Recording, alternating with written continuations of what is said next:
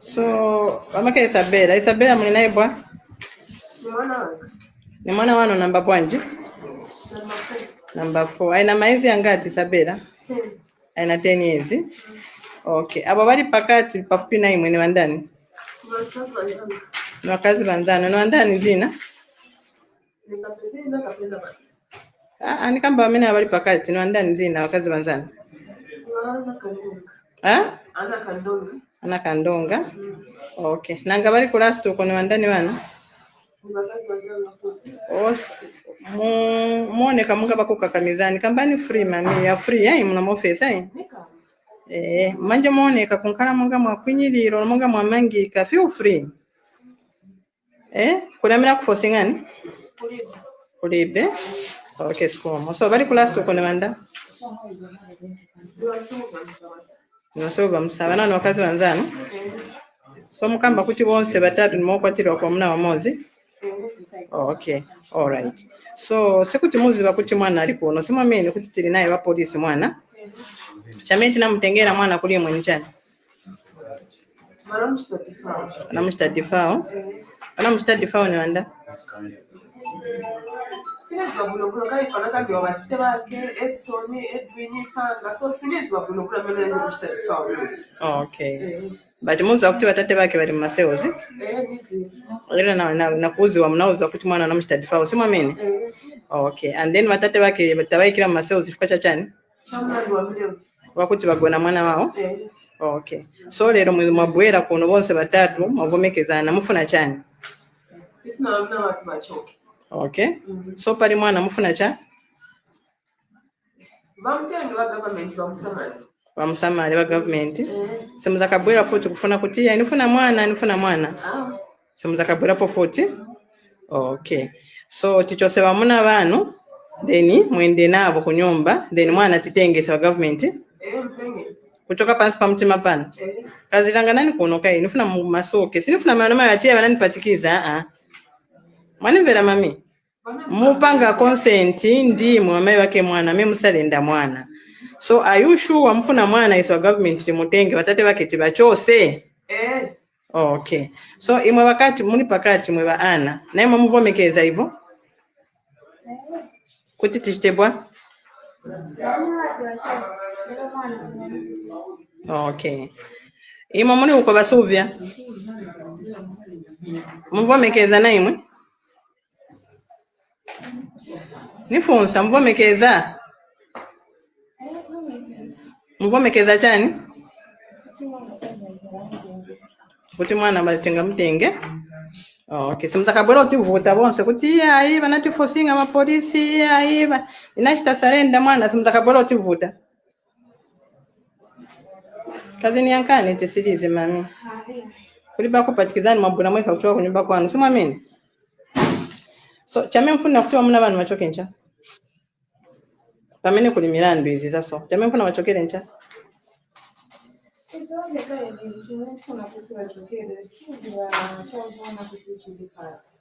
Chazona sitina kuuzeni pano. Chazona yeye unakanda kuti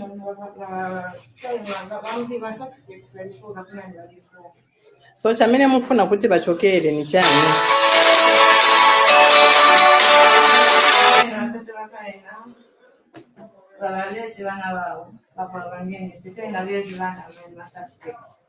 So bakuti so chikapati ndawasakira singa bapeze lusanga batakate wao kafanya bana chamene mufuna kuti bachokere muna bana ncha chamene tunataka chokera muna watu tukacha ma program amiti na okay naenda kwa school fees kulipe rentals sisi kabani sisi kama mtona kasowa kama mwezi one week kwa jati no pay kasadi so tawakitinga kwa ni security business and teach atinga che percent che kanyo mama nkala chemwe mbekezera bembe kuna telephone kuna kwa breakfast kuna kwa lunch.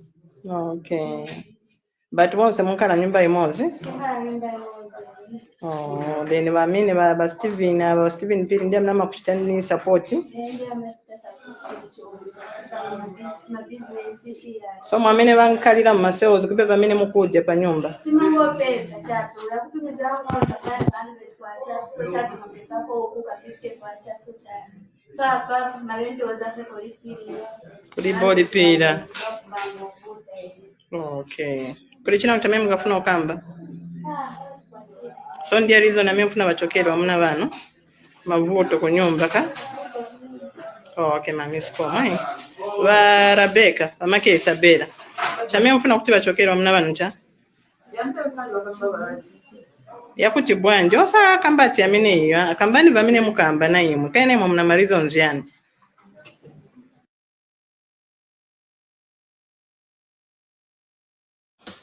What a shocking turnaround of event, ladies and gentlemen. And to all the people watching us right now, thank you for tuning in to Z Corner. Obviously, we have another exciting live stream for you because we're going to be talking about a lot of important topics. Number one, we're going to be deciphering and trying to figure out where exactly Waimi is. And a lot of you have been speculating as to the locations and the whereabouts of JJ Banda. So there are a lot of things that we are going to be breaking down, and we're also going to be talking about Princess Kasune being grilled by Costa with regards to the constitutional amendment. Now, this is a very interactive platform. We expect you to give us your opinions. By the way, we do live for your opinions because that's the only way we get to interact on this platform. So feel free to drop us comments in the comment section below. By the way, before we continue, I'm kindly asking if you could take 1 second of your life and just share this video because we want to have maximum exposure, obviously with your help. So this is one of the reasons why. Please take 1 second and share this video on your feed, on several Facebook groups that you belong to. And remember, in case you want to be part of this conversation, you can always call us. The number is scrolling in the comment section below. And of course, I have Sikufele joining us tonight. Sikufele, how are you? I'm great. Good evening to you and good evening to everybody that's joining us for this live broadcast on Z Corner. That's awesome. That's awesome. So, Siku, please let me know what is your take on what we just saw. We saw, women trying to swap and have their incarcerated husband get switched for their daughter. What do you think would lead women to come up to that resolution? It's very shocking that a group of women, we can be regarded as a group, are coming together and saying, release our husband and, take the child. And that's being led by the mother of the child. So it's quite interesting. I'm wondering, exactly is what leads somebody, not only one person, 2, 3 people to come to this conclusion and say, police, papa, government. Really shocking, especially that the child was defiled by the father, who is now in police custody. And this is a huge, huge concern. And I don't know, I'm really shocked. I'm wondering if the mother, the lady who said is the mother to that child really is the mother to that child, because there's no way you would do that. And it's quite unfortunate that we're seeing a rise in these cases when it comes to gender-based violence, defilement cases in Zambia. Recently, there was a nationwide protest. In Lusaka, we had artists coming through like Market 2, Sister D, Nays Long, Zaven, and a lot more marching on the streets of Lusaka and simply saying no and protesting against child development. So it's quite alarming, and the cases are very, very disheartening. And just by record, Zambia recorded over 2,000 defilement cases with GBV cases increased in 2024. Now that's a huge number. So there is, there's a reason. There's a need. Yeah, why do you think we are experiencing an increase in these defilement cases? Do you think there is a sinister reason behind it?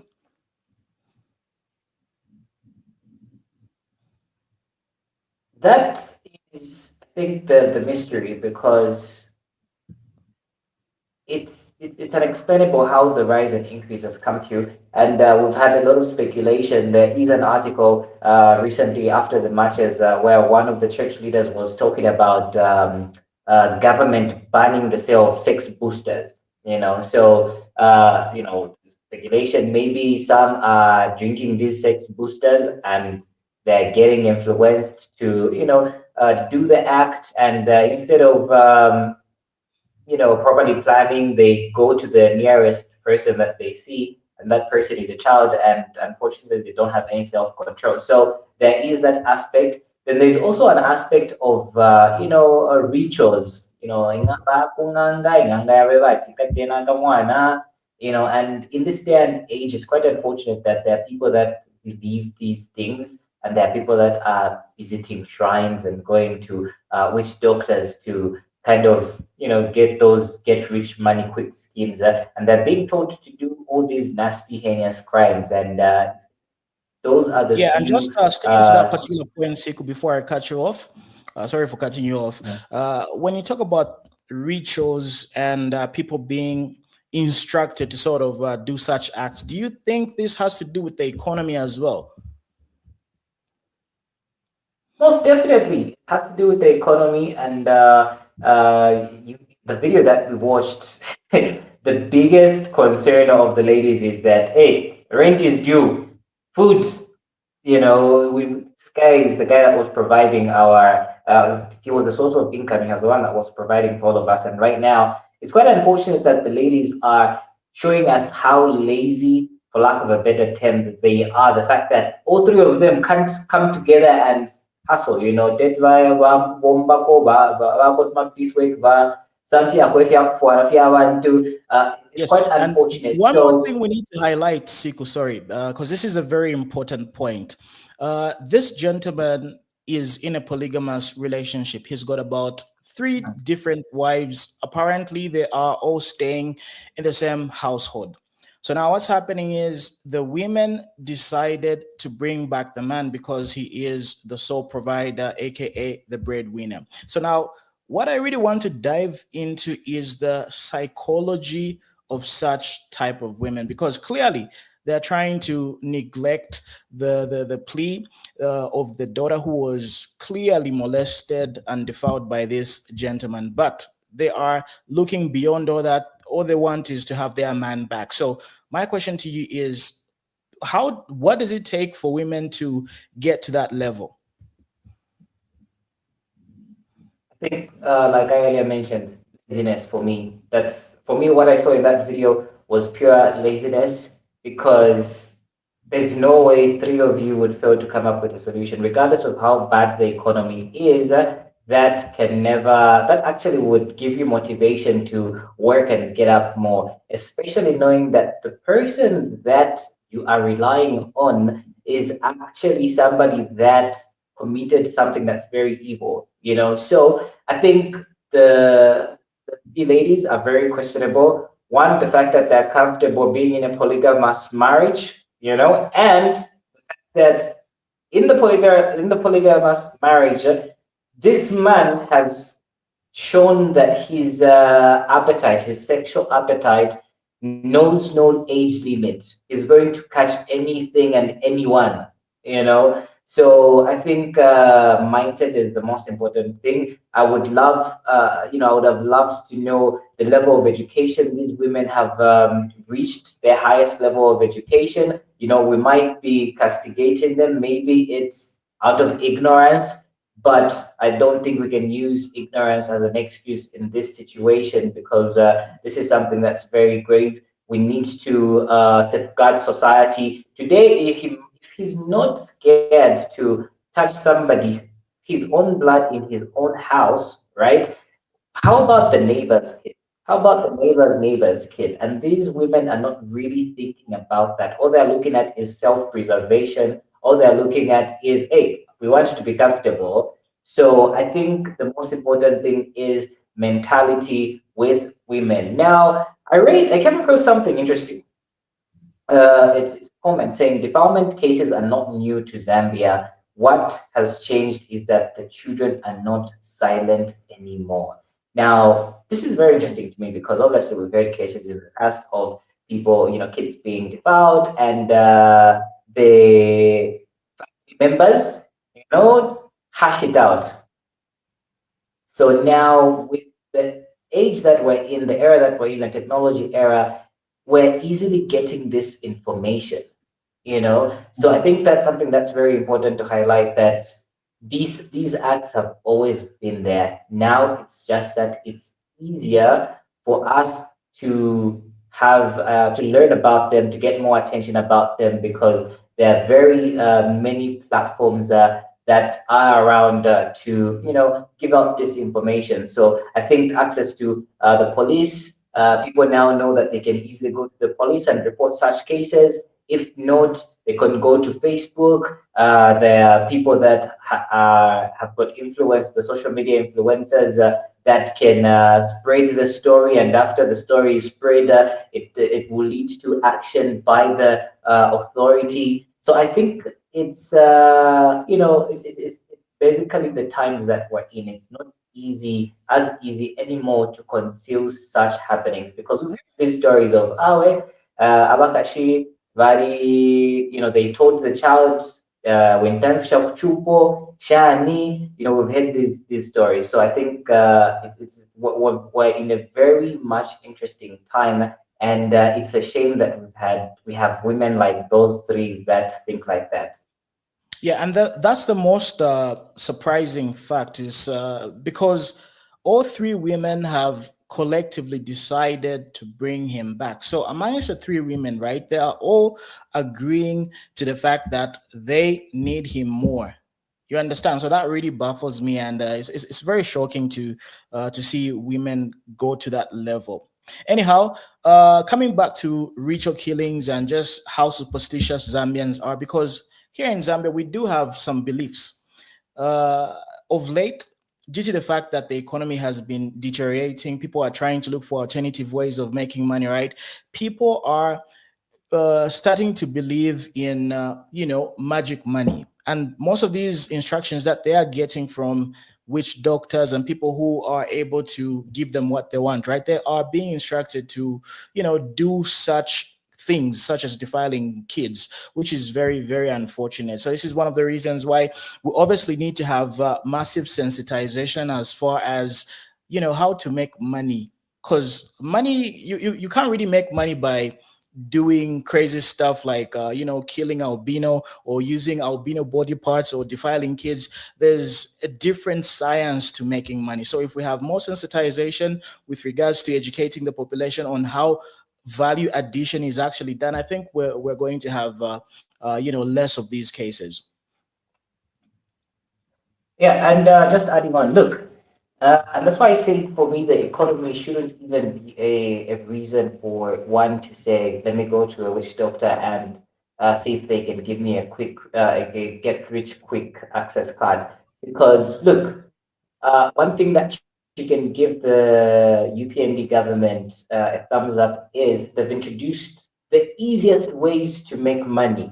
For example, there's social cash transfer. There's what are they calling this? Cleaning. The councils are employing people to clean around the areas. Might be townships, it might be in the CBD, right? I've just forgotten what it's called, but when I remember it, I will say it. So you work for 10 days, you get about 400 to 600 kwacha.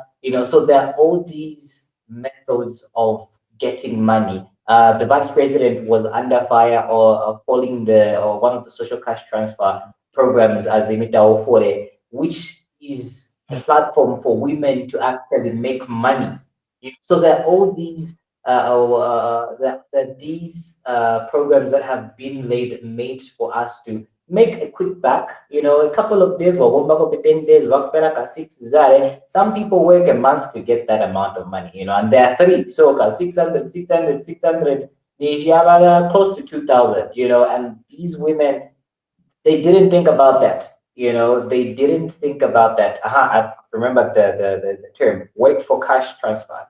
Work for cash, work for money, work for cash program, something like that, but it's under the council.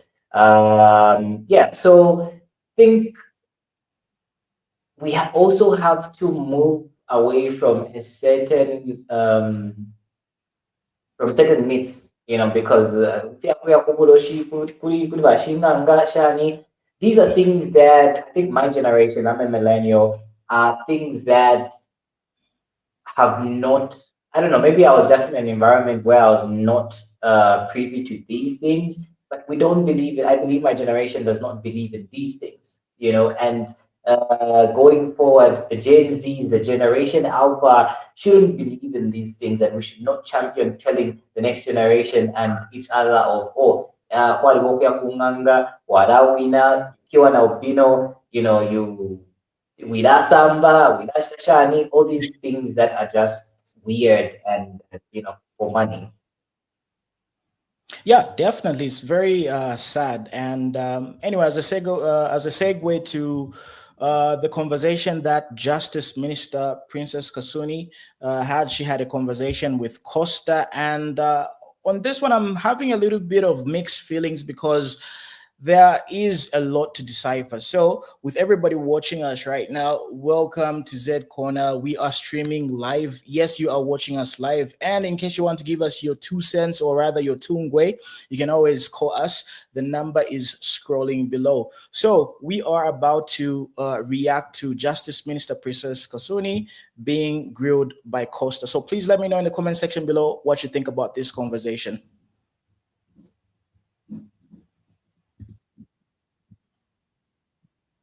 That these 13 provisions and adding more constituencies and amending the constitution with this roadmap will lower the cost of living for the 22 million Zambians. It will solve Zambia's debt problem. It will finish load shedding. It will lower the cost of petrol. It will stabilize the exchange rate.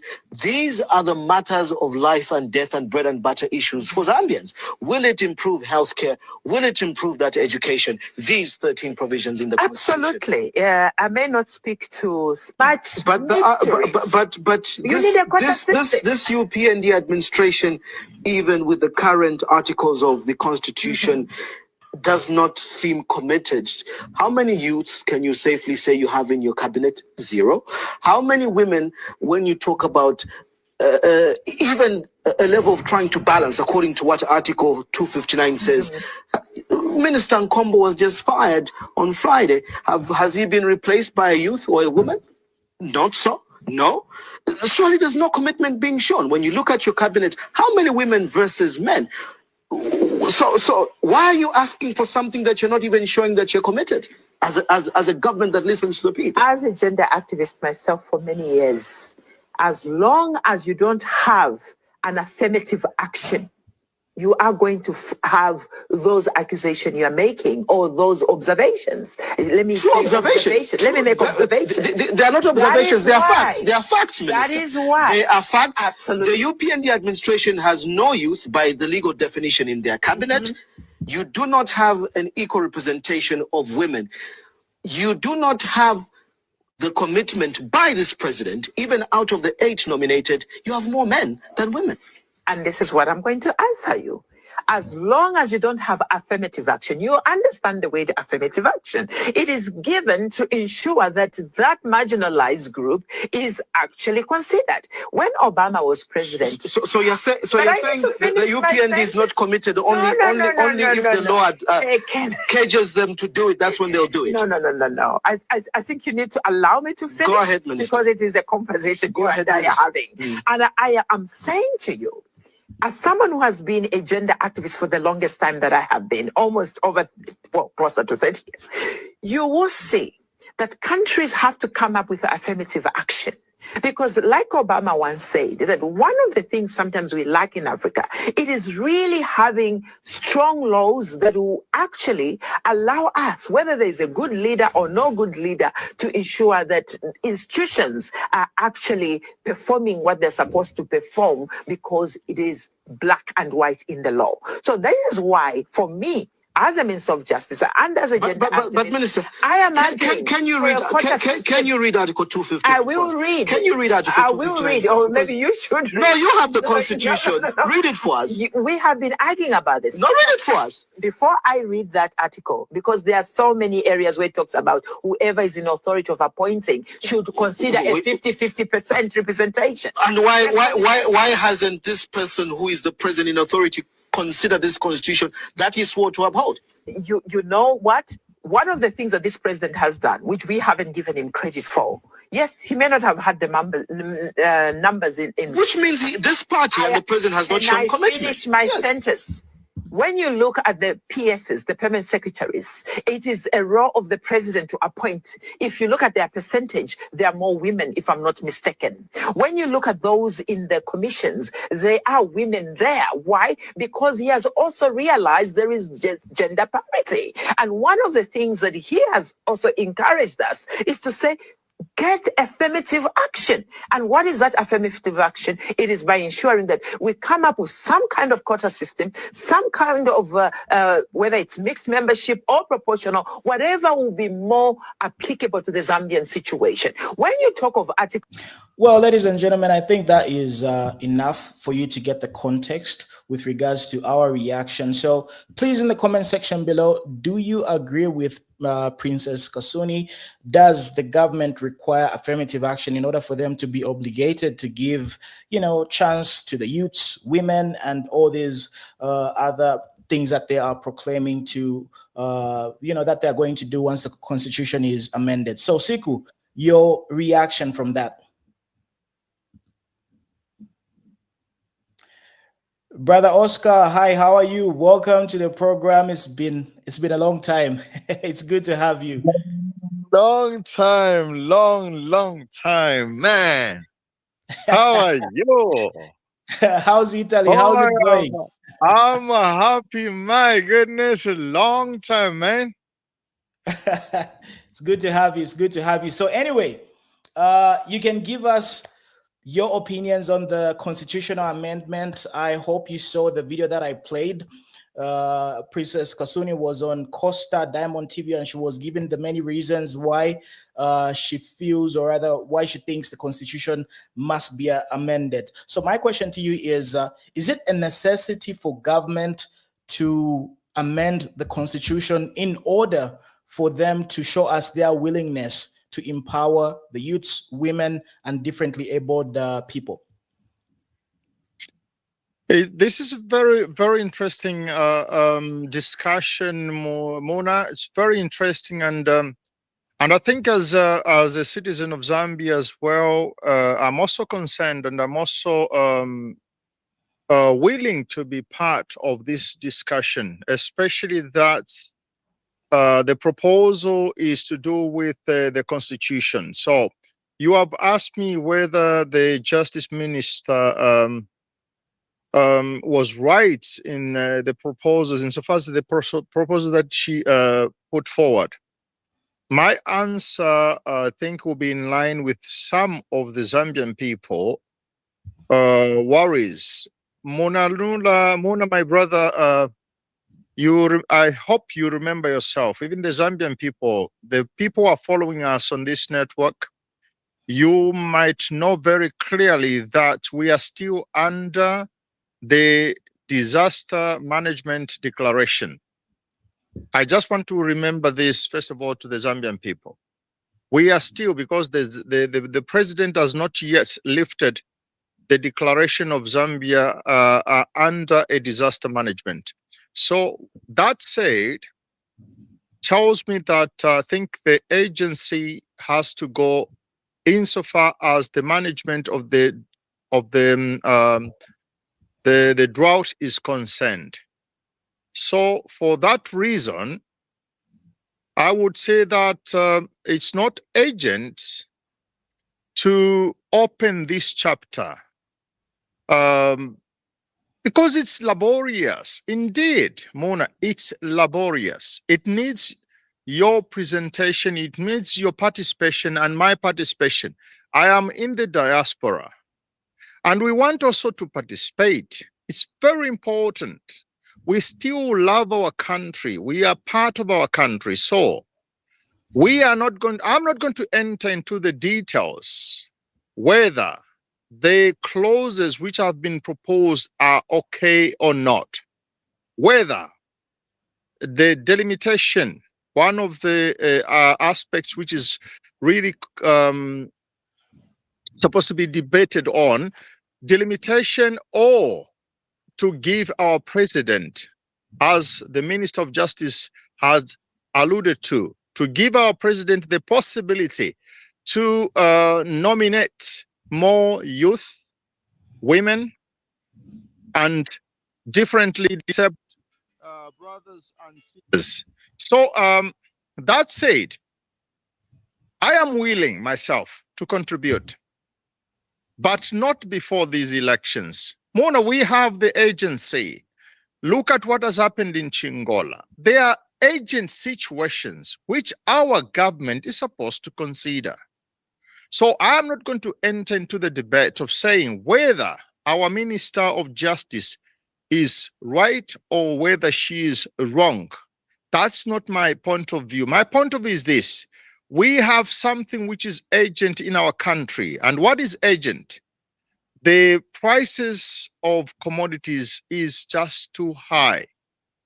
21 hours of load shedding. Gentlemen, it's unacceptable. Especially, my brother Muna, especially that recently our president has recognized that God has blessed Zambia with abundance rainfall. Now, let's use our logic here. If God has blessed Zambia with abundance rainfall, can we please still continue with the load shedding with the people? Can we continue with all these sufferings that our Zambian people are going through? We are not accusing the government. We are saying, we are talking in terms of the Zambian people, and also our ruling government. They are also Zambian people. And that's why my position is we do not have the agency to discuss the question of the Constitution amendment, but we have something so urgent to look in the plight of the people from Chingola because of unemployment. The so-called Jerabos, you call them Jerabos, but those are small-scale miners, as President Hakainde Hichilema has called them some time back. They have no employment. That is very urgent. 21 hours of load shedding, that is urgent. The milli-mill, 400, 450, that is very urgent. And I think that is my suggestion, and that's my participation, my brother. Thank you very much. Thank you very much. And Siku, give us your quick take before we proceed to Dr. Mumba. So the issue of the constitution amendments is very quite tricky. And I think for me, I'm trying to look at it from a different perspective and angle. So let's say President Hakainde Hichilema and the UPND win 2026, right? Means President Hakainde Hichilema has another 5-year term, right? And after that, you won't get any chance to stand, okay? So now how things run. We know that political party, there are members that contribute, and one would assume that the youths don't really contribute financially that much to the growth of a political party. And financially, I'm not saying in terms of numbers, but financially, because youths were still getting our things together and getting our work and money together, so we're unable to properly financially be there for politics. So now, party wins an election like the UPND did. Most contributors are the boners, the big guys, So as a president, you're a bit tied in terms of you would want to appoint the youth, right? But if you do that, you're segregating the guys that put in their hard-earned money and were there financial backing of the party, right? So now, what if the president is thinking, okay, how can we do this to ensure that we make it by law that the president actually shouldn't be, well, if he wants, he can appoint, but it's a must that he has to appoint. So whether these youths are contributing financially to the growth of the party and or not, it's a must that representation should be there, because at the end of the day, we have to look at it from a realistic point of view. Now, if the president has there are laws that make it as an obligation for him to appoint women, disabled people, the youth, then now if he doesn't appoint, we're going to say, but the law says A, B, C, and E, and you're not going by the law, And like the law is just suggestive, saying that, well, if you wanted, you can do it, So I think when you look at it from that point of view, you can quite try to understand why this actually is a sense of urgency and why there is need for the Constitution Amendment in terms of youth representation, women representation, and representation for the disability. So I do quite agree with Mr. Oscar, who was talking about the urgency of things that, the current challenges that Zambia is facing, load shedding, issues of mines, but these are issues that are already being they're trying to solve these issues. Opani, KCM, we're not working. We've got investors. Okay, how do we now best work with these investors so that we ensure that there's more employment? People are getting paid fair amounts of money. So that's the next challenge. This is what we have to look. So it's it's a step-by-step thing. So we can't act as if they are not working on these issues. So issues of millennial. There was a drought. We've been experiencing droughts for a couple of years now, and we had a very bad drought. And, the 2023-2024 rainfall season was really bad. Now we had some pretty okay rains.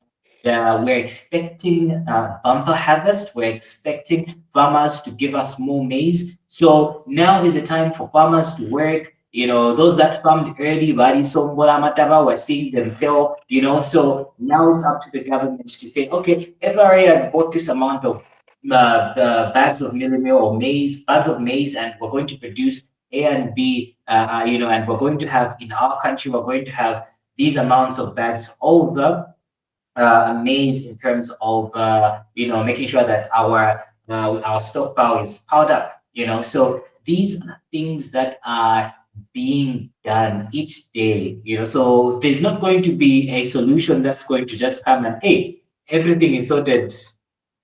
I think personally for me, I don't think that's the way the world works, but as long as we're seeing actions being taken. So today there was a news article that I read where they were talking about a Chinese company coming in and producing about 800 megawatts of power that will be added to the grid. So we've seen that the government has been championing issues of going solar instead of depending on hydro. Now, remember, load shedding was a thing of the past for, let's say, the past 3-4 years. Past 3 years. Because when President Hakainde Hichilema came in, we saw Mamba collieries coming into production. We saw other hydro stations being worked on, and we did have a stable supply of electricity until we did it, so they were faced with a new challenge. And I think, according to what we're seeing, CEC has invested massively in solar generation. We've got companies, the government actually has been urging Zambians to collaborate with international investors where there's that public-private partnership so that, people invest in these areas. So all this is a constant, it's an everyday thing. It's not a once-off solution for all the problems that we have. So saying that, I'm looking at it from that perspective. So what if now we have bylaw shouldn't be if you want or if you don't want, you need to have the disabled representation in parliament. You need to have youths, you need to have A, B, C, and D. So now that makes it an obligation. So even the youth movement that has come up now is a movement now that will serve purpose, because now we'll have youths that will properly position themselves. The Justice Minister did bring out a good point. When you look at permanent secretaries, when you look at high commissioners, I will give you an example of one of the presidential advisors, Jito Kayumba. He's one of the younger guys that you would consider to be youthful. He might not be a youth, but he might be considered to be youthful. The fact that Binwell, he's leading a movement called Ichavaje, they're probably in the same age range. So this is a presidential advisor. This is somebody that's talking to the president who's young and youthful. When you look at Gabriel Pollen, former DMMU coordinator, he's kind of youthful as well. And he's been taken, if I'm not mistaken, to the Ministry of Local Government as PS. If I'm not mistaken, I stand to be corrected. So there are people that have been identified and that are working with the president that are youths. Now, we want them in parliament, and we need them to have we need an environment that allows them to participate. Because me on myself as Sikupele, if I said, oh, I want to contest under Kamfensa constituency because this is where I come from, right? And Kangombe, who is the current MP, is contesting as well. Kangombe has got more financial muscle, he's got more experience, etc., etc. So now, how do we put a level playing field for me, who's a pretty young guy? How am I going to face that guy? So I think this is a very important conversation for the youth, and this is something that should not be sidelined because people think that there are more pressing issues. These pressing issues are being tackled every day. We're seeing solar generation. We're seeing mines, investors coming to invest in the mines. We're seeing the president move from one country to another, trying to market this country. So I think I'll leave it up there. All right. So anyway, let's listen to Dr. Nevas Mumba's opinions with regards to the constitutional amendments. Then obviously Mr. Pombo is going to react to it. It provided that if Nevas Mumba pulls out or any candidate pulls out, the whole election collapses. And you have to start after 90 days by starting new nomination. Is this the clause we want to take into the next election? Zambian people, even if you are doing politics, some of these things you must think through them. Even if you hate HH, even if you hate the UPND Alliance people, these things, think through them on behalf of the Zambian people. Let me tell the Zambian people, if we don't change this, even I, as Nevas Mumba, can make HH last longer as president after this coming election. Assuming that ECZ increases the number of members of parliament in the next life of parliament to 200. Basically, what it means is that the same formula currently used of 5% will be applied. Meaning the 5% of 200. And then you might don't create an illusion that will give us maybe 20 nominated members of parliament state. No, it will only increase by 2 members of parliament.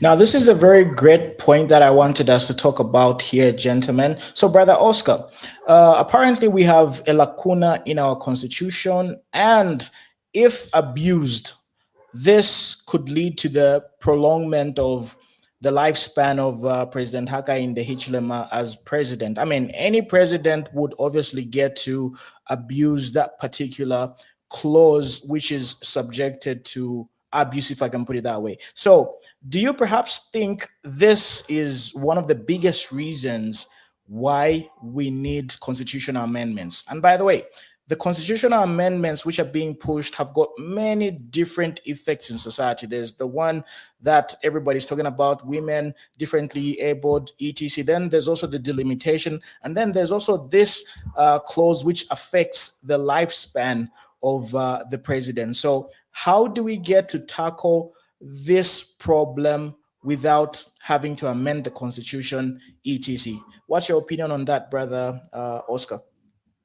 My opinion is, I think I've my memory would take me back to the time when Costa Mwansa, is it called Costa Mwansa, the journalist?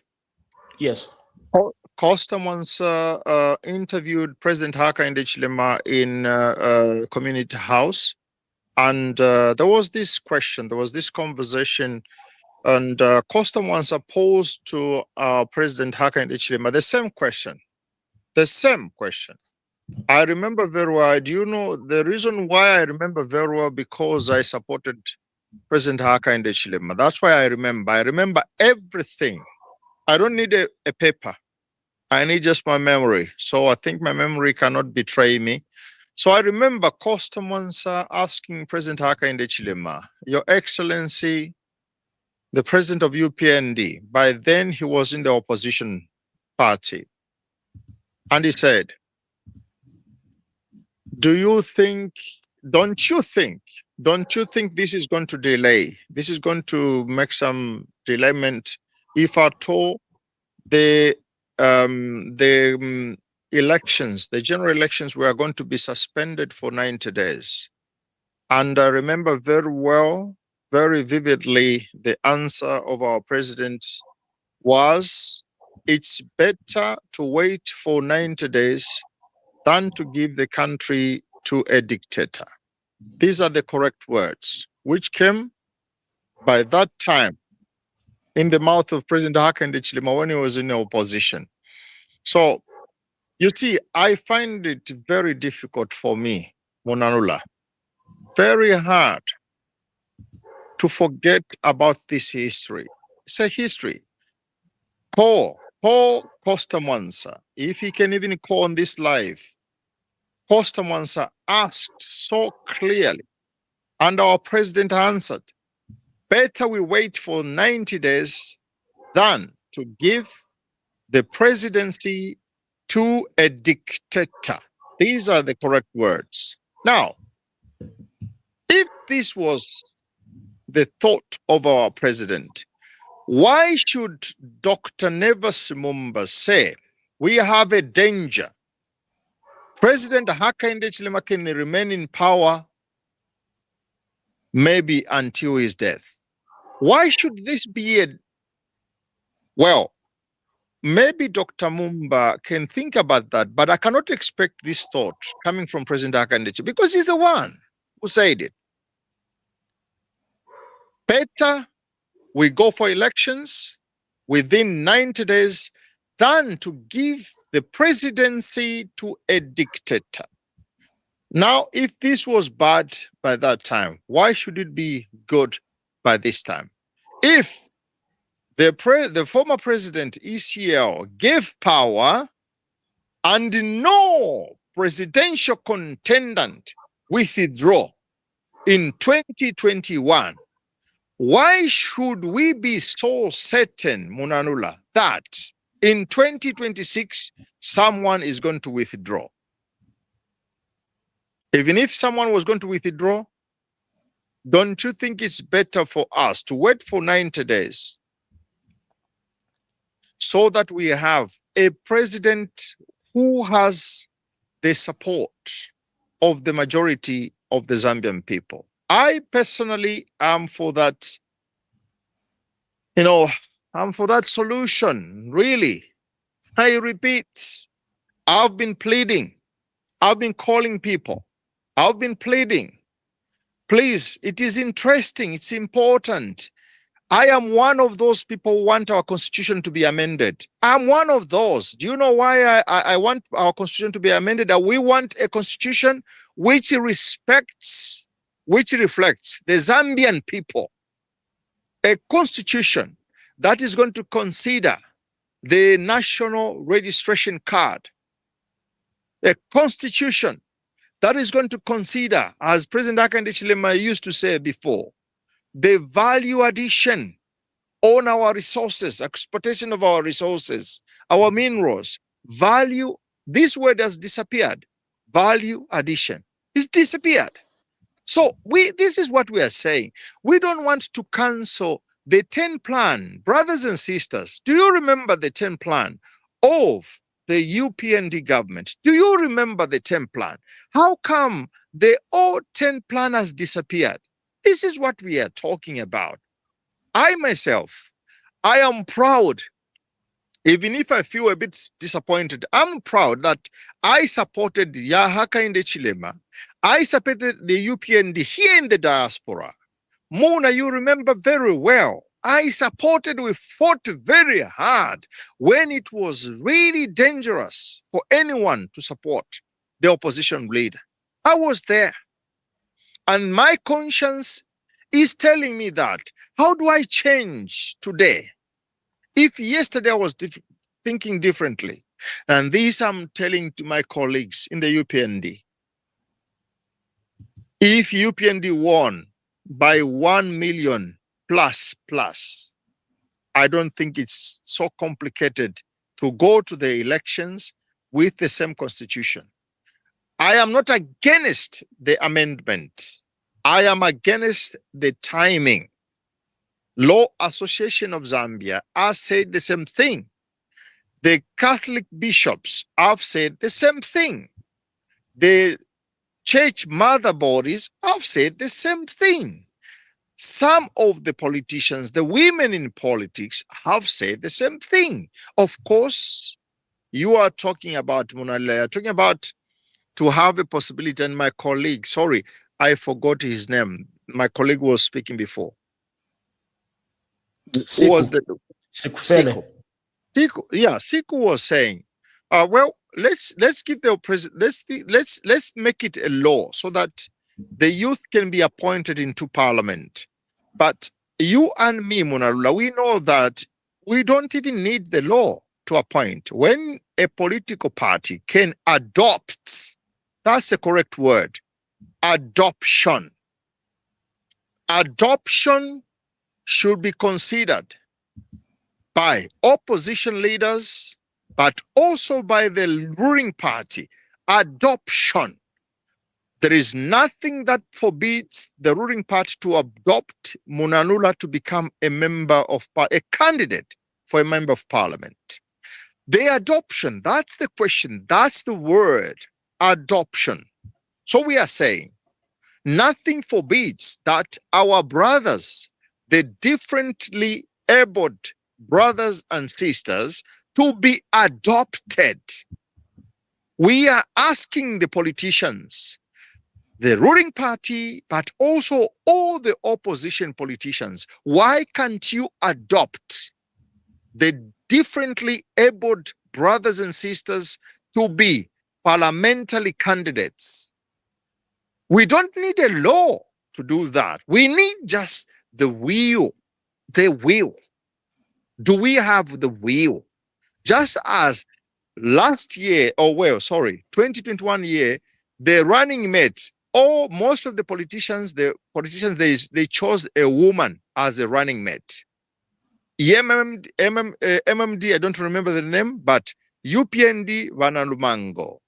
PF, there was that woman, I think it's a professor, something like that. Professor Kandulo, yes. So by that time, 2021 elections, the politicians, they chose a male president candidate, running mate, a female candidate. Gentlemen, we didn't want a law to do that. It was a choice of politicians. So this is what we are saying. I don't want this country tomorrow, Mr. Munalula, I don't want this country tomorrow to have questions like, because we have changed the constitution, that's why we have these results. I don't want, because this is going to happen. This is going to happen. So let's hold on. That's my appeal, with courtesy indeed. Let's hold on, please, opposition, ruling government, let's hold on. Let's solve what is urgent. And then 2026, done with elections, we are going to fight. All the Zambians are going now to shout, whoever is going to become a president after the elections, we are going to say, a week after, please open the debate on the delimitation and on the constitution amendment. I am going to be with that one. I'll be one of those who are going to shout to say, whoever is going to be a president, I'll say, please, well, not 1 week. we will give them 90 days. 90 days. After 90 days, please, Your Excellency, whoever is going to be a president, please, Your Excellency, can you start the constitutional amendment? Let's sit down. Stakeholders, churches, everyone, media team, please, let's sit down. As Zambians, we want something that I identify myself. I want something that can identify. I don't want something that I don't even recognize myself in it. So that's it, my brother. My brothers, this is it. We love our country. We are going to defend our countries. We want to defend our country to be a beautiful. Zambia is the Garden of Eden. Zambia is a Garden of Eden. We have everything. Everything we have it. All maybe we might like is to consider each and every one of us, regardless of a different opinion, as a brother and a sister. Thank you very much. Siku, your opinion with regards to what Dr. Nevas Mumba said?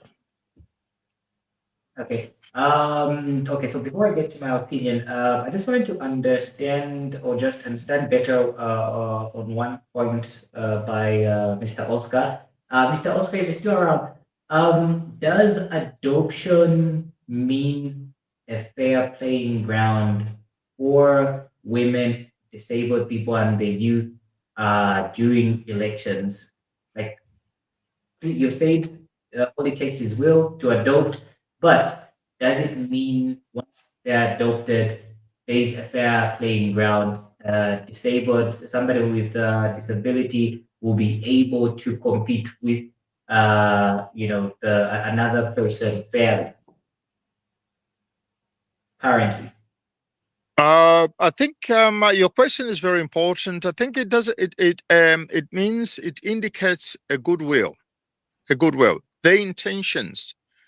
Do we need to involve our brothers and sisters? Yes. So if we have, goodwill.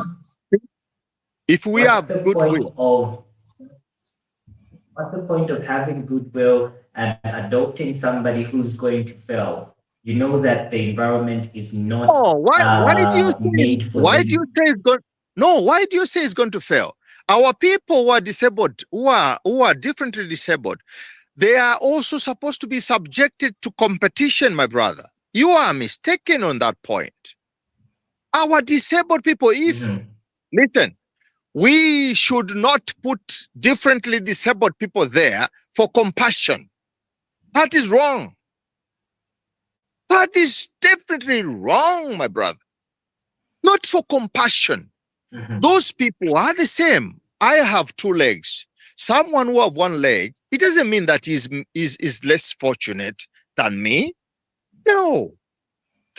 That is different. Here listen, I'm calling from the diaspora. In the diaspora, we have some of the members of parliament, they have succeeded because they have showed capability. We have that gentleman, I think he's also a doctor. I listened to him, even during campaign. He's a doctor. He's a differently disabled person, but very capable. My brother, we don't have to put disabled people there for compassion. It's wrong. It's wrong because tomorrow we are going to cry. We are going to say, tomorrow, my brother, you and me, we will start saying, oh my goodness, that's why our country is going very bad because we put disabled people. No, they have to compete. I'm not different from somebody who is deaf. I'm not different. I don't consider myself different. I consider myself, I'm not better. Sorry. I am different, but I'm not better. I'm not better than a deaf person. I don't consider myself better than a blind man. PK Chishala, my brother, don't you remember that PK Chishala, the Zambian people started calling him a doctor because he deserved, because of his intelligence, his career. PK Chishala was a doctor. Nobody has called me a doctor. The Zambian people called PK Chishala a doctor, but he was a blind man. So do you think because he was blind man, He cannot be called a doctor? No. So just to cut in there, Brother Oscar, Siku, you were talking about a level playing field. So what exactly do you mean by a level playing field? How is the Constitution going to make the ground level for everybody to compete and produce good results and also convince people?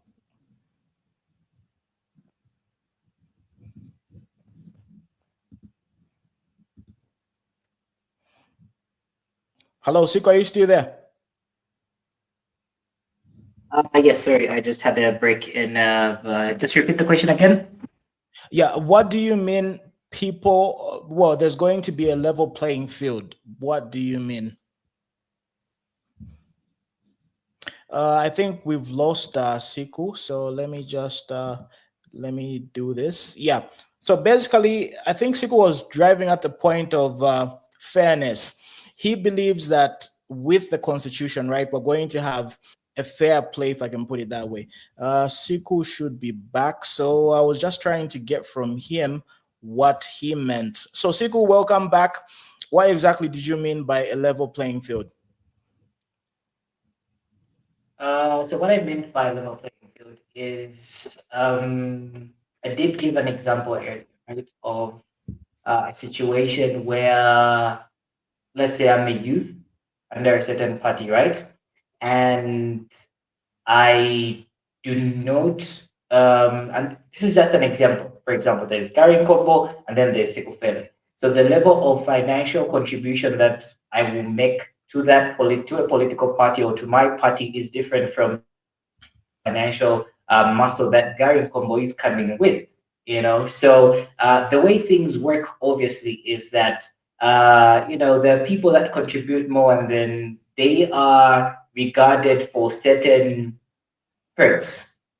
They are considered first in terms of, oh, who are we going to appoint as minister? Oh, who's going to? That's just how the world works. So now, the example that I gave, I said if the president is obligated to choose from the youths to be cabinet ministers, now they can stand and say to, let's say, like I said, an example again, to Gary Kombo, who contributed financially a lot more than Sikufele, and say, guys, look, there's nothing I can do. The law is saying A, B, C, and D. Unlike in a situation where it's just all about adoption and it ends at adoption. Yes, you can adopt me, but there's no obligation. And then there are so many other factors that come in that we, that are not on a level playing field.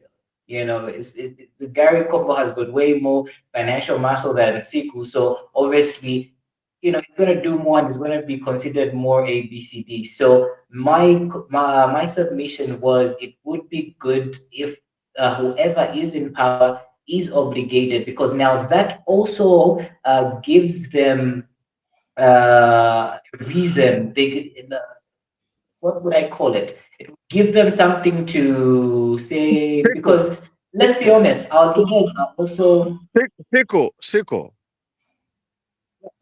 You see, after 4 years of the UPND, we have now the youth saying maybe the UPND preferred to choose people who are elderly, and they left behind the youth. You see, this complaint which is coming from the Zambian people, my brother, it's the same complaint which I'm trying to tell you, which can come if at all the differently abled people. I'm using this phrase because that's how you call it here in the diaspora. They are now called differently abled people. They focus on the ableness. They are abled. They are just differently abled. They are not a handicap, but they are differently abled. So now, if you say that these people can be included in the governance just because of a law, not because they qualify, that is going to be a problem. Siku, my brother, that is going to be a problem. I'm telling you, Don't going to think be that's a problem. okay. Because let me give you an I example. think A blind man, just a blind man becomes a member of parliament. He finds it difficult to deliver. And he is attacked. He is attacked the same way the Zambian people attacked Garin Kombo, they attacked Motolo, they attacked Poka Wuswe because of the issues in the mining sector. If they are going to attack him, there will be some sort of compassion. Please, let's feel some compassion. Says, but why should we feel some compassion? Because no, he's differently abled. So we don't. Myself, I'm speaking because it has happened where I am, my brother. It has happened. We have people who are blind, capable, indeed, fighting, indeed. And they have the respect of the people. We don't need a constitution so that they become capable. They are capable by themselves. Somebody who doesn't have legs, it doesn't mean that he's less powerful than me. No, we don't want to put some that's not the privilege. conversation, Mr. Okay, That's not the sorry. conversation, Mr. Yeah, go on. The conversation is that they're qualified, but regardless of their qualification, there's a certain stigma to it for the youths, for the women, as well as for the disabled people. So now for me, I'm grouping all three: youths, women, disabled. And we're not only looking at the disabled people. Just because somebody is being qualified can be subjective. I'll give you an example of this, right? Last year in 2021, there was a very young man who stood as an independent in Nchanga constituency. He came out third from UPND, UPND 1, PF second, then him. His name is Mwila Cressy-Diwalia. Now, Mwila Cressy-Diwalia is a Zambian young politician. He runs an organization called Be Relevant. So this year, Market 2 has decided to contest under Nchanga as well. So now we've got two very interesting youths that are running for Nchanga. So we've got one that has had experience, he's run before in an election, and he's a political science major, graduated from the University of Lusaka. He's got an organization called Be Relevant, where they groom and teach young leaders where it comes to governance and leadership. So he's a very well qualified. Now, these two together, they're both qualified in different areas. So because of popularity, this is just an example as well. Because of popularity, Market 2 has a higher chance of winning the Changa constituency seat in 2026. Does that make because he won, does that make Mwila less qualified? You know, Mwila can actually even be more qualified, but he's just not as popular as Market 2. So where it comes to the issue of qualification, that's very subjective. What I'm just trying to say is that we need laws that, yes, we have qualified people, they're there, let's not stigmatize them. You've got youths who are qualified, because they don't have the financial backing, we shouldn't sideline them. Let's bring them up. Let's choose them as cabinet ministers, Minister of Technology, Minister of Local Government. We've got women that are qualified. Let's put them as ministers, you know, just like we have Princess Kasune as Minister of Justice, you know. So we are not saying just be compassionate and, you know, put them there. No, we're saying we have had youths that are qualified,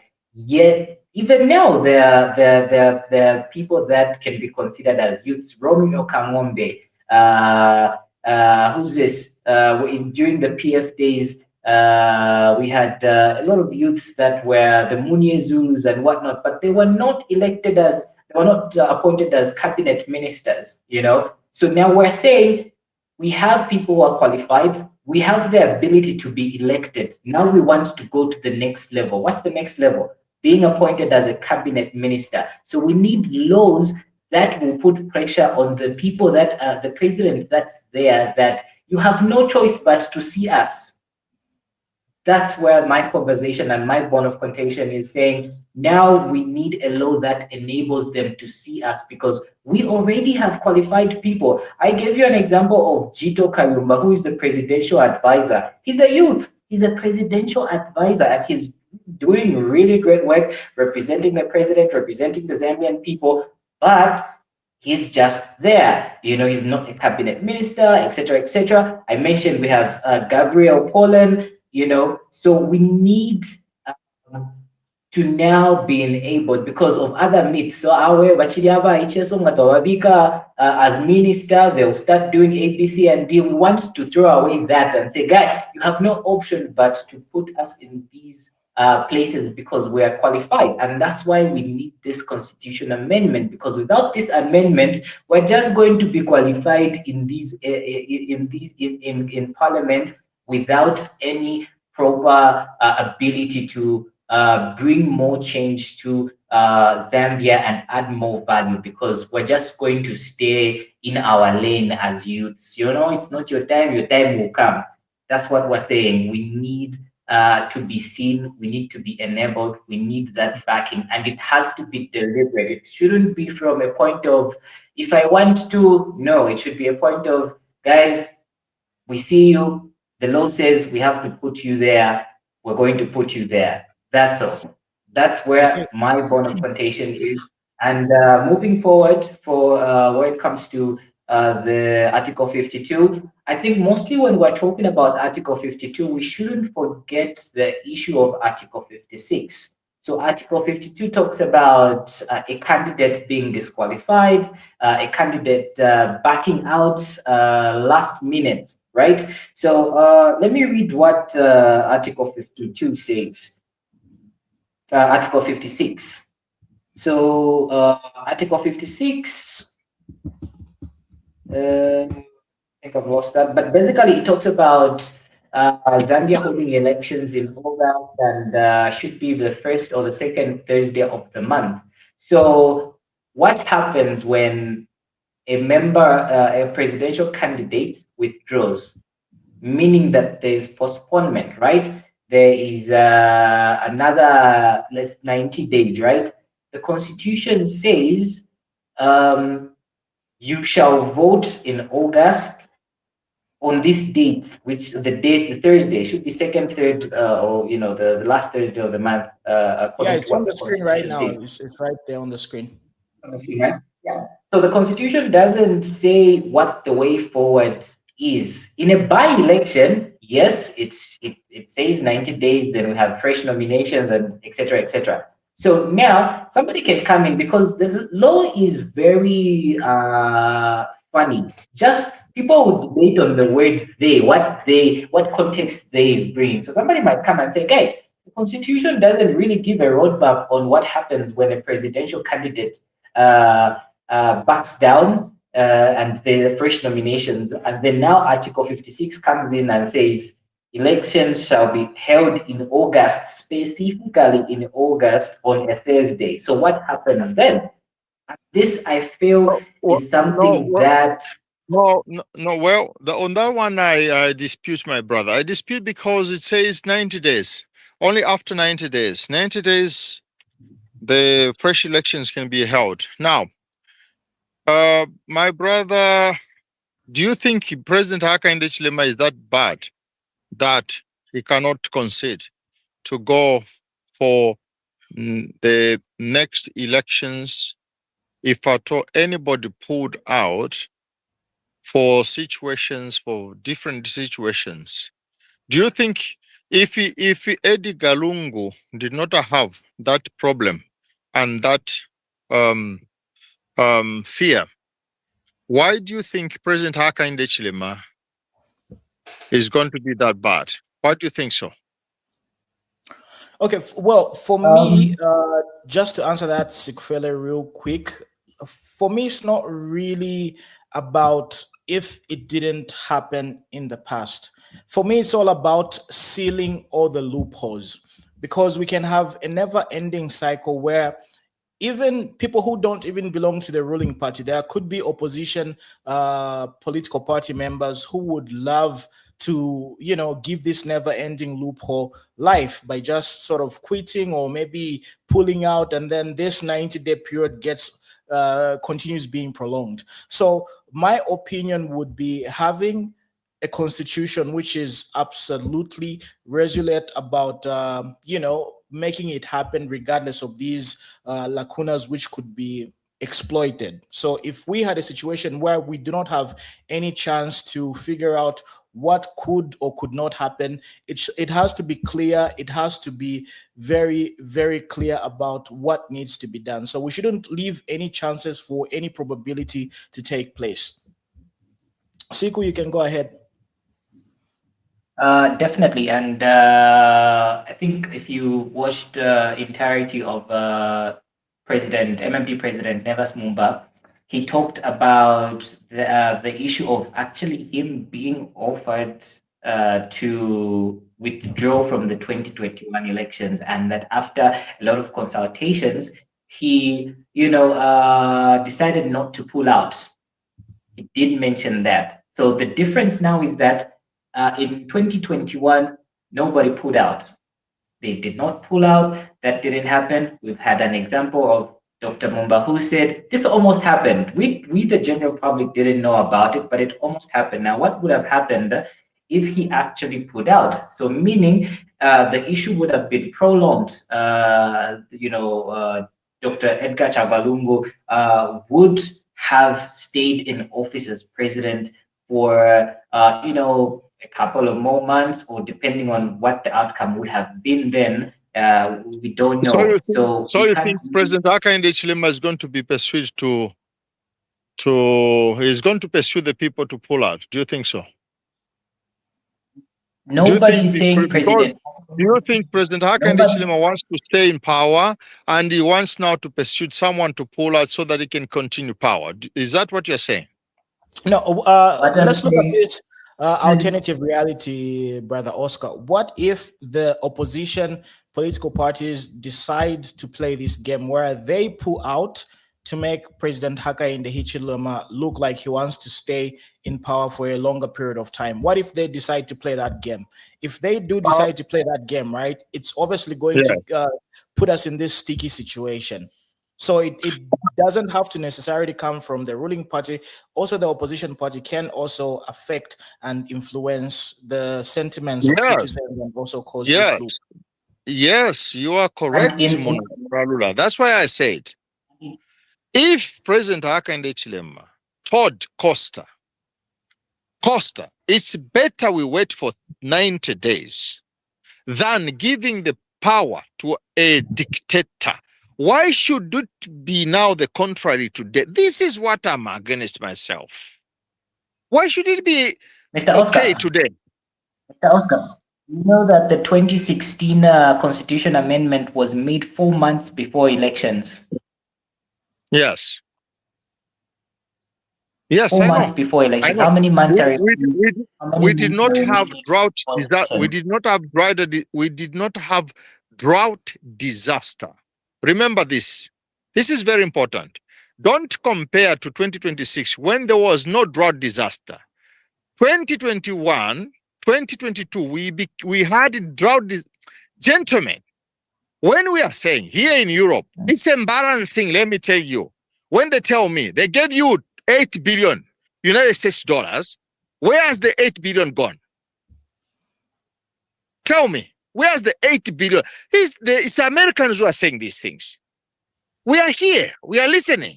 So when they tell us 8 billion has been given to Zambia, and then electricity has been exported, milling has been exported, all this money, where has this money gone?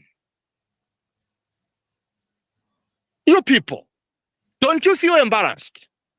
I feel embarrassed myself. I think those are questions that we need to ask the ruling party. Those are questions that the Zambian citizens need answers to. And these are questions that are very important to highlight and bring about just the way you're doing them. And unfortunately, those are questions that we can't answer but we can only look at, talk about issues that are affecting us. And I think in conclusion for me, where it comes to the issue of the constitution amendment, it's we really need to look at it from all aspects and all angles and make our own opinions without,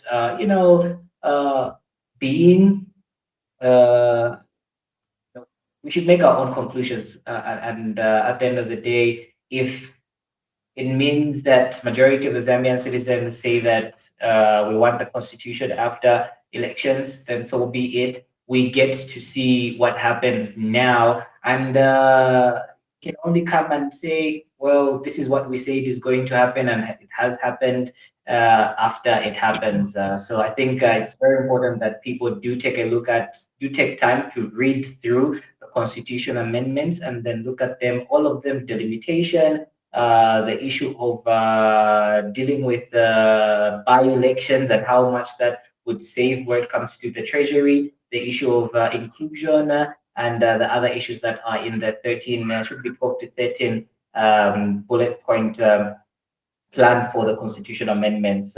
So I think that would be my submission. Yeah, definitely. And the other point that I wanted to raise is, does anybody know the specifics of these constitutional amendments?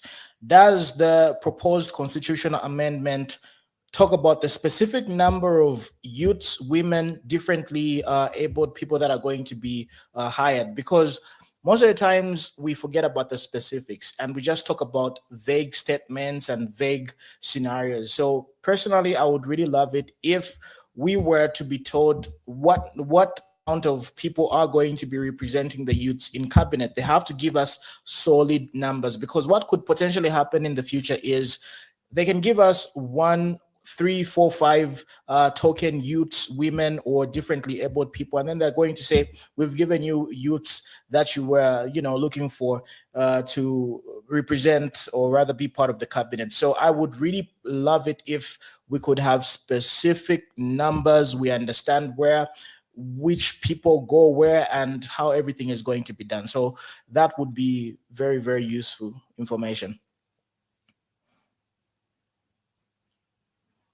Definitely. And I think as we go on, this it goes to the next stage, the next level. This is where now we're going to get more information on what exactly they mean, and we're going to see obviously members of parliament debate about it, and see, we take it up from there. Right now, all we can do is speculate for the good, for the bad. So I think let's let the process take course, and then as each step is taken, as we have further understanding, let's just be open-minded and try and digest the information that's being given, because just like Brother Oscar keeps alluding to, we do have some pressing issues, and right now there's limited time until the next elections. So it's time we ensure that our members of parliament work and the people that we elected in government offices, work. Yeah, definitely. And just to agree with Brother Oscar, yes, as a nation, we do feel embarrassed. And right now is a very good, perfect opportunity for accountability to be showcased. They have to tell us where the 8 billion US dollars that the US donated to Zambia, how was it utilized? This is obviously a very good opportunity for a lot of these financial transactions to be brought to light. So I would also love to see the nation talk about such type of information. But anyway, we are about to close our live stream. On a lighter note, we want to speculate about what has been happening with Waimi. Is Waimi one of the youths that is being used by the opposition to sort of bring chaos in the nation? Is Waimi in Zimbabwe with JJ Banda? And what do you guys think is propelling Waimi to continue behaving in the manner that he has been behaving? Because he was recently released from prison after allegedly 1 year, and apparently he's not really changing his behavior and attitude. So what are your thoughts and opinions on this? My opinion on why me, First of all, I have to condemn without hesitation any insults. I remember I like music. I liked one of my preferred musicians was PK Chishala, Andy Chisalu, Alfred Chishala, Chishala, I think. And he sang this song. Mayo wanjebele oko wayoko wikatuka bantu. Bonse bwasanga nibawiso bonse nibanoko. Abantu basuma bakakushika bakakutwala kumanda. Alfred Chisala Karusha, yeah, that's the name. Alfred Chisala Karusha. Mayo wanjebele ko wikatuka bantu. Bonso bwasanga nibawiso bonso nibanokwa abantu basuma. Bakakushika bakakutwala kumanda. So that song captured me very well. And of course, I was brought up always to respect the elderly people. I've never insulted an elderly person myself, not because I cannot insult, but because it is wrong. I'm young, I have less experience, and the elderly people, they carry on their shoulders a lot of experience. So there's no justification for one me to insult. I condemn definitely his language, and having worked, I've worked sometimes. Sorry about that. That's the term. Having worked at the hospital with patients of psychiatric patients, I know very well the very difficult situation to work with such patients. In Zambia, I think we have not cherished and we have not considered indeed psychiatric patients. Most of the time in Zambia, my brothers and sisters, when we have somebody with problems concerning psyche, we call them they are mad people and we throw them on the streets. Here where I am in the diaspora, there's no mad person, the so-called mad person who has been thrown on the street. We have experienced personnel, doctors, psychiatrists who work on them, and they look for medicine that can help them to resuscitate their situation and bring them back to the society. And so the situation of Waimi needs attention, needs professional participation. If I was going to advise the government myself, I was going to advise them not to such type of people. You don't solve the situation by arresting them. Waimi was supposed to be taken, guided, cared for, psychologically and medically, and after some time being given back to the society.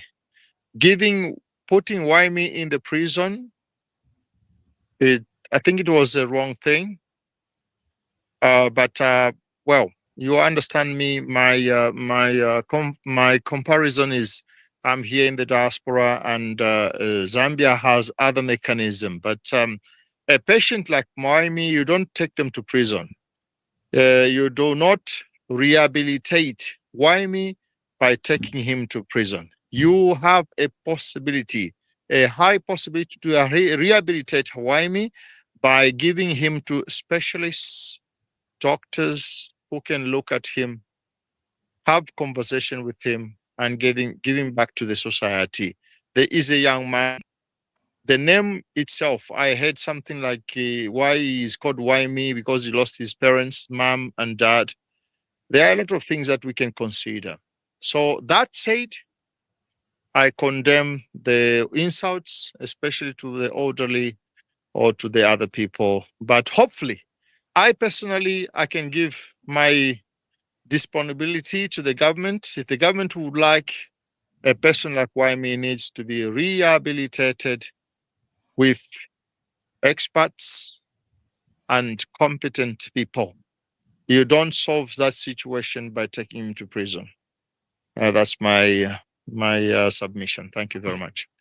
Siku, your quick thoughts on Waimi, and the other question that I have is Zimbabwe. Zimbabwe is a very interesting place for a lot of opposition leaders. You know, we saw Honorable Chimbakambwili at some point. He went to Zimbabwe. Allegedly, Emmanuel Banda is also being hosted in Zimbabwe. So my question is, how come Zimbabwe is really being a place of solitude for a lot of opposition leaders? Siku. So here's the thing with I think that us Zambians,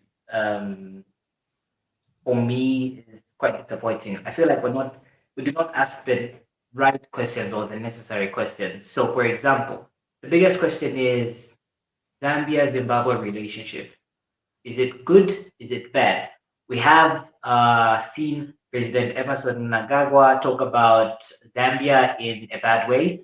I think when he was talking to the Russian President Vladimir Putin, he was talking about how Zambia has been receiving, support from the West, etc., etc. So we did see when the issue of JJ Banda came up when he escaped, the Home Affairs Minister Jack Mwimbu came out and said, "We've apprehended this guy. He's in Zimbabwe." It's gone quiet. We don't know what's happening. Like everybody's we've all just moved on. Like the Home Minister came and said, "We know where this guy is. He's in custody." There was a whole press briefing, and it just went quiet. Business as usual. JJ Banda is no longer, we're not talking about JJ Banda. We've got no idea what's happening. And then now we're seeing a similar pattern when it comes to Waimi. And there was a video of him being on a TikTok live, and somebody who looks like JJ popped up in the room giving him food, and the internet went crazy. And they were talking about how the day JJ is not going to do Waimi. The day JJ is not going to give Waimi food, the whole country will know where JJ is and Waimi is. And we had to laugh about it. But then these are very concerning issues. These are urgent issues. We have to look at the relationship that we have with our neighboring country. If we have a bad relationship, or the current administration, the leaders, the UPND, have a bad relationship with the people, the leadership in Zimbabwe, where does that hold? What's the situation? We share a border. We are countries that are next to each other. We can't have a toxic relationship. We can't have a relationship where the fugitives are hiding in our neighboring country, and we can't go to the neighboring country and bring them back to Zambia. So that is very unfortunate. So we need to please the government and find out Zambia-Zimbabwe relationship, where we stand, what's the way forward. If things are damaged, how do we repair these things, the relationship, because it is very important. And I do agree with Mr. Oscar, who's talking about mental health issues, and him identifying Waimi as potentially having mental health issues. And it's unfortunate that we have leaders in the opposition who might be using this young man to cause chaos, to misinform, to spread lies. Now remember, I feel like as Zambians, we don't like factual things. We don't like facts. We like speculation. Why me today is going to go live and say, hey, but President Hakainde has impregnated Chipwa, and everybody's going to be like, how could President Hakainde do that? Not question the source of the information. Would you believe a guy like Why me? Why give Why me such attention that when he starts talking, the things that he says are the things that now we're going to use to judge our president? So I think we have to condemn everybody that is using this gentleman, if they are using him. We did see Honorable Given Luwinda, Raphael Nakachinda, and other high-standing members of society receive Waimi after he was released from prison. Given Luvinda did go as far as saying Waimi is a freedom fighter. How Waimi is a freedom fighter, I don't know, because now that is like spitting in the faces of people like Simon Mwansaka Kwekwe. That's like spitting in the faces of people like Kenneth Kaunda, because those are the true freedom fighters. And the time they were fighting for the Zambian freedom, those were the youths that they did set a standard for us to follow. Now, if Waimi is a freedom fighter, then our standards have dropped. So we have to look at these leaders and say, do they have the right intention for Zambia if they're willing to use such a person, or they're willing to associate themselves with such a person just to further advance their cause? Now, these are the questions that we have to ask. These are the things that we have to sit down and talk about. And unfortunately, we're not doing that. So I think there's a lot to talk about when it comes to the issue of why me. And there are a lot of issues surrounding him that needs to be analyzed. And the fact that he is still going on his live TikTok account broadcasts is quite concerning. The fact that he's that bold, he knows that like when you speak like why me, you know that they can't do anything to me. So what's giving him that ability to feel untouchable? Who is making him feel untouchable? So these are the questions that we need to ask. And like, just we're focusing on the smoke instead of the fire. So I think we really need to look at the Waimi situation, and we really need to decipher it. All right, there you have it, ladies and gentlemen. I think we're coming to the end of this particular live stream, aka episode. You guys have been awesome. Thank you for all the likes, the shares, and basically supporting us. So we are going to be conducting these live streams hopefully on a daily basis. If not on a daily basis, then every other day. But we are going to be here deciphering and talking about the things that really matter to us, especially as a population, because the only thing that we want is for Zambia to progress. We are going to be talking about progressive stuff that are really going to hopefully empower one or two people, and eventually we're going to have a snowball effect. Everybody gets to benefit. So thank you very much. Feel free to join us. You are obligated, or rather you are able to join us by using the link in the description, and also calling us on the numbers. So on a daily basis, the more we continue doing this, the more you guys are going to get accustomed to what is required of you to participate on this show, because at the end of it all, your opinions truly matter to us, and we are interested in finding out what you think, because this show is not really about us. It's not about me. It's not about Siku. It's not about brother Oscar. It's about the whole entire population, because we want to give you real-time opportunities to give your real-time opinions with regards to whatever is affecting and happening in Zambia. With that said, thank you very much. I have been your host, Muna. Big shout out to Siku and brother Oscar for being part of this. We are going to talk to you probably tomorrow. So thank you very much. Take care and God bless you.